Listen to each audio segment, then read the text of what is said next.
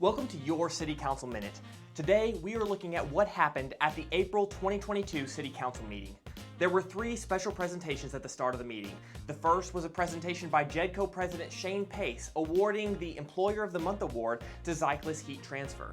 The second special presentation was from the Jacksonville Sesquicentennial Committee outlining activities throughout the year to celebrate the city's 150th anniversary. They highlighted three events specifically. The first They highlighted three events specifically. The first is the opening of the time capsule buried in Hazel Tilton Park that will be opened on May 11th at 11 o'clock a.m., exactly 50 years after it was buried. The second was a walk through history at the city cemetery on October 16th from 2 to 4 p.m., where volunteers will dress as historic figures that are buried at the cemetery and will tell their story.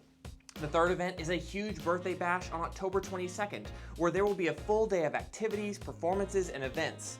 The committee encouraged all who have ever lived in Jacksonville to come home, come downtown, and celebrate with us. The third special presentation was the reading of a proclamation by Governor Greg Abbott declaring April 10th through the 16th as Public Safety Telecommunicators Week. If you see one of our dispatchers, please stop and tell them thank you. Out of executive session, the council voted to lease the old police station to Cherokee County Sheriff's Office, and they passed a resolution to procure a loan from the Texas Water Development Board for $5.9 million. The loan will pay to replace approximately 1.5 miles of sanitary sewer main from South Bolton extending east across 69. And this will address known significant issues in our sewer system, especially those prevalent during a major rainfall. Construction is planned to begin in the summer of 2023. Council approved a grant contract with the Texas Commission on Environmental Quality to study needed improvements at Lake Acker. These improvements would ensure that Lake Acker is available to the city for our water supply for years to come. They also approved a contract with Auckland Consulting to conduct the study. They awarded Weisinger, Inc. a contract for $79,000 to rehabilitate City Well Number 1 and approved the purchase of 30 new sets of bunker gear for our firefighters as required by state law for a total cost of $102,000.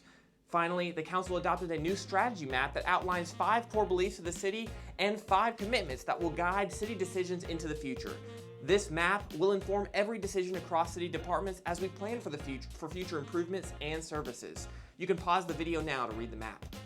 During the city manager's report, he called attention to the city's condemnation and demolition orders of 9 substandard structures around town that will soon start the process of seeking demolition of those dangerous buildings.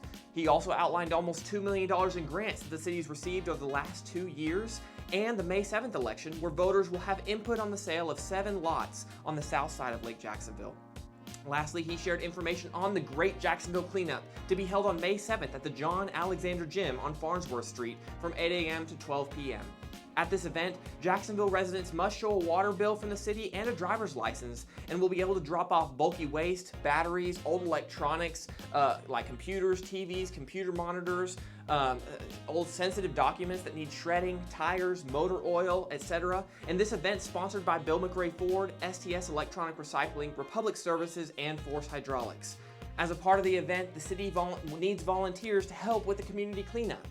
Free t-shirts, food, live music, and yard games will be provided to volunteers following the event. You can sign up to volunteer at jacksonvilletx.org.